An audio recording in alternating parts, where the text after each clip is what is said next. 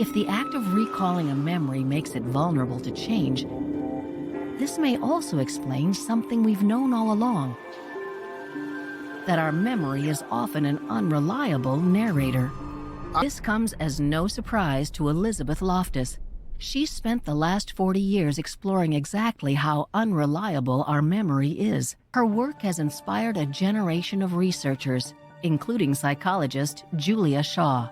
The question isn't, do we have false memories? It's how false are our memories? There's so many things that can and do go wrong along the way.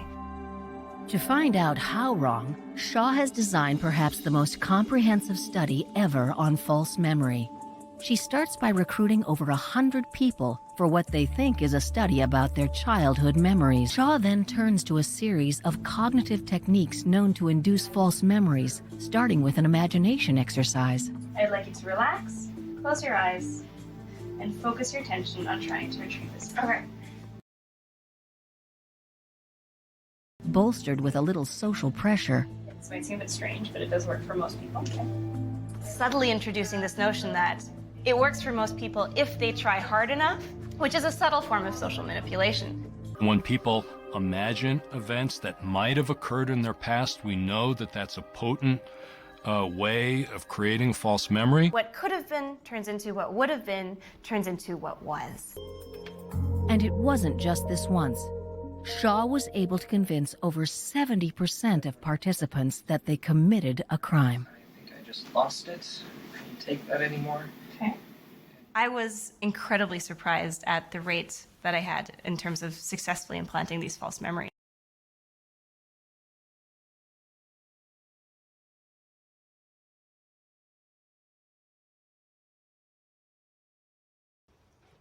Okay, and here's another question. How do we know the Holocaust happened? No, seriously, I'm asking, how do we prove it? Photographic evidence? Not one person in this room or outside it has ever seen a photograph of a Jew inside a gas chamber. You know why?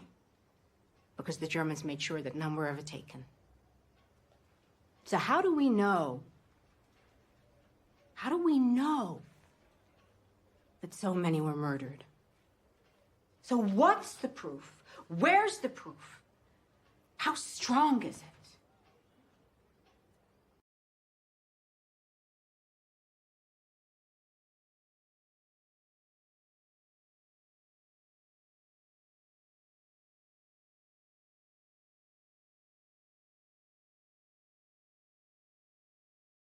And the ramifications go way beyond fooling college students.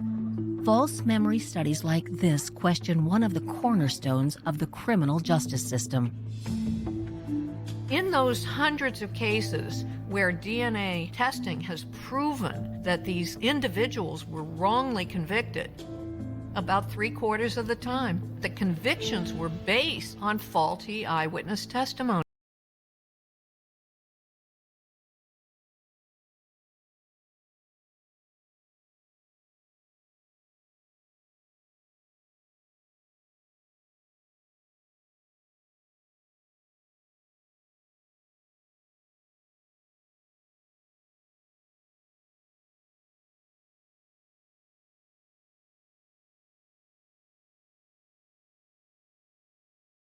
I was selected for experiments.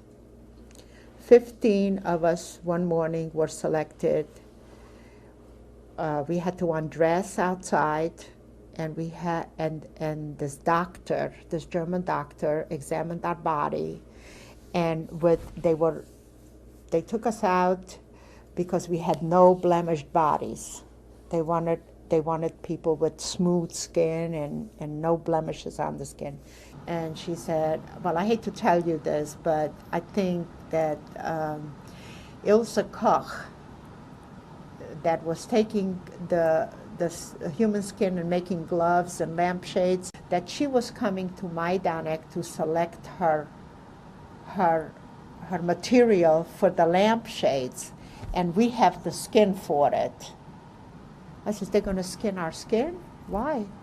And she said, because there is an SS woman, and she is a maniac. She has to be a maniac to do this. She likes human gloves made out of human skin and lampshades and God knows what else she does.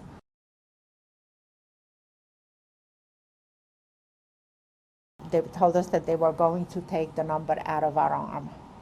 We were laying on a rusty table alongside one another, and the doctor and the nurse were between the two of us, and first they were injecting things into our arm, like underneath and that wasn't too bad because it was just like an injection. And then they were pulling things out of there, and by then our arm was swelling, and then they were cutting without anesthetic. And within a week, I think, or 10 days, they found a way to get rid of the number. And we didn't know why would they want to take it out after they put it in, and why us? Why do they want our number out? But the gas chamber was the number 3 in Birkenau. And as everybody was being pushed into the gas chamber, and I was going backwards. Somehow I was being pushed backwards, and I got stuck in the door because as you were walking down the gas chamber, the passage became narrower and narrower and narrower, and when you came to the door, it was very narrow, and I was like stuck in the door. So I just hung on to the door. Well, one of the assessmen came to close the door so they can throw the Cyclone B in, because they were all standing around looking in somewhere. It was close to the ground. And the door was like underground. So he came to close the door, and they were yelling to hurry up to close the door, and he couldn't close the door because it was so full, and I was like stuck in the door. So and I was naked, I had no clothes. So that's when they took our clothes away. I knew we were going to the gas chamber. And he couldn't push me in because it was so full, and they were yelling at him, and he was afraid, I guess he was only a guard. So he grabbed me and he threw me out. They say, my God, are you serious? You sit down in a court and some pompous English judge rules on whether the Holocaust happened. Oh, this whole thing is infuriating. I know. It beggars belief. Why has there not been a proper scientific study of this whole site by reputable scientists? 50 years since the fact.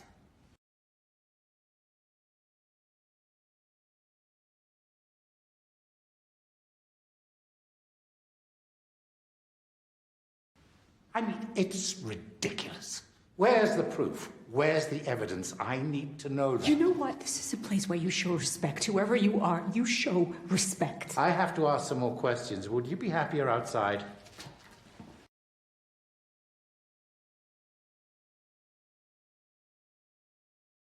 And let's think about this. What if we lose? Huh? Suddenly it becomes acceptable, it becomes respectable to say the Holocaust didn't happen? Has anyone thought about what that will mean? But the wonderful thing is, you see, if we play this right, it's not going to be Irving putting the Holocaust on trial. No, it's going to be us putting Irving on trial. Laura's right. Thank you. Laura's very sound on this. And if we focus on his lies, and equally important his motives for lying, there's absolutely no reason we should have to produce eyewitnesses to these horrors. Wait a minute. What do you mean that the survivors won't appear? No. We don't want them to. You don't want their testimony? No, under no circumstances. Why not? Why the hell not? Because even to let survivors appear would be to legitimize his right to question them.